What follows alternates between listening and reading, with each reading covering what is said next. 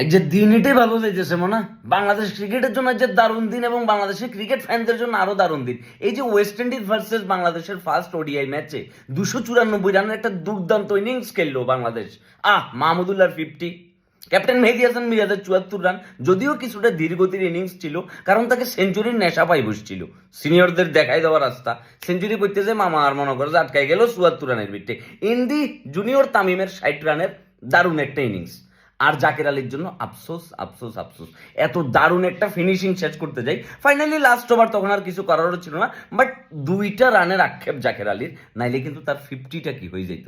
মাহমুদুল্লাহ তার ক্যারিয়ারের 30তম 50 কিন্তু তুলে নিছে।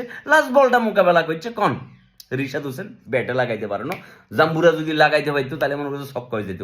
বেশ কয়েকটা ছক্কা জাকের আলী এবং মাহমুদুল্লাহর পার্টনারশিপে আমরা দেখতে পেয়েছি। 96 রানের একটা দারুণ পার্টনারশিপ।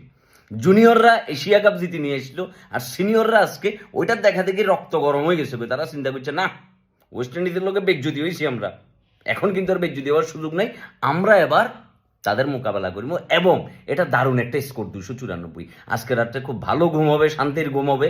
হয়তো ওয়েস্ট ইন্ডিজের পুরো ইনিংস দেখি ঘুমাইতে পারতাম না, কিন্তু যদি মুভি টুভি দেখি হয়তো জাগিয়েও থাকতে পারি। কিন্তু মাহমুদুল্লাহ ভাই love you, junior Tamim love you, Jaker Ali এভাবেই তুমি ধারাবাহিকভাবে খেলতে থাকো, এবং ক্যাপ্টেন মেহেদী হাসান মিরাজ নেশা সারিয়ে দিতে হবে।